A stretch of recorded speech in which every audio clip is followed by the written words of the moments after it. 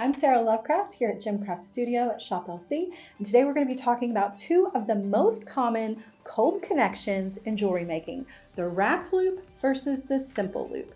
And though one of them sounds simple, it is quite challenging, and I'm going to show you how to master that with a little bit of practice and a couple of easy steps.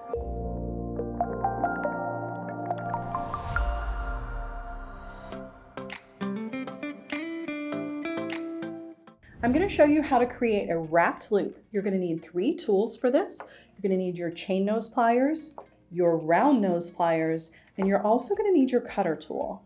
Wrapped loops can be done on any rigid wire, but for our demonstration, we're going to be using a head pin. You want to thread your bead onto the head pin and let it drop to the end, and we're going to create our wrapped loop right above the bead.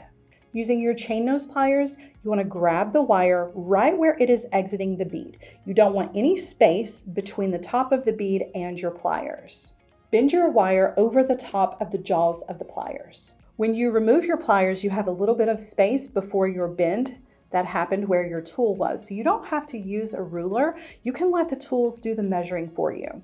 Bring in your round nose pliers and grab the wire so that the wire is running between the pliers, holding the barrel of the pliers up and down. Take the wire and go up and over the top barrel of the pliers to create what looks like a question mark shape. Now you want to rotate the pliers in your hand. Don't let go. Hold the bead steady, or whatever it is that you are making this loop over the top of, and rotate the pliers just like this. You're going from this position to this position. Take the wire over to the other side.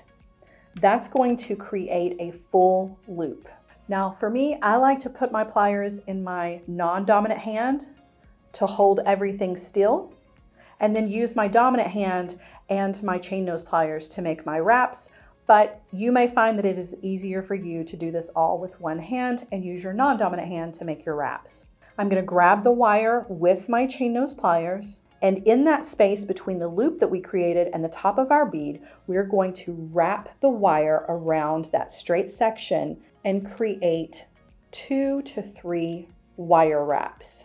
The wrapped loop is a more permanent loop. Once the wraps have been created, you cannot open and close the loop.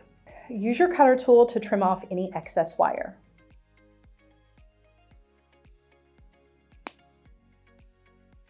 If you have a little bit of wire sticking out, use your chain nose pliers to gently tuck the wire in, and you're done. Creating simple loops is often not as simple as it may seem, and a lot of times your loops may come out looking more oval-shaped or egg-shaped, and that's okay. Depending on your project, you may not even notice that fine little detail, but practice makes perfect. The more you do it, the more round shape your loops are going to have. Thread your bead onto your head pin or whatever rigid wire you are using. Use your chain nose pliers to grab the wire where it is exiting the bead and bend the wire 90 degrees. Use your cutter tool to trim off the wire, leaving yourself about 1/4 of an inch of wire. And then use your round nose pliers to grab the wire and roll back towards your hands to create a simple loop. Make sure that your loop is closed. Simple loops can be opened and closed using your chain nose pliers, making them a great option for charms and pendants. I hope you enjoyed today's video. Please like and subscribe and let me know in the comments section which techniques give you the most trouble, and we might include those in some of our upcoming videos. I'm Sara Lovecraft with Gemcraft Studio here at Shop LC, and I look forward to seeing you next time.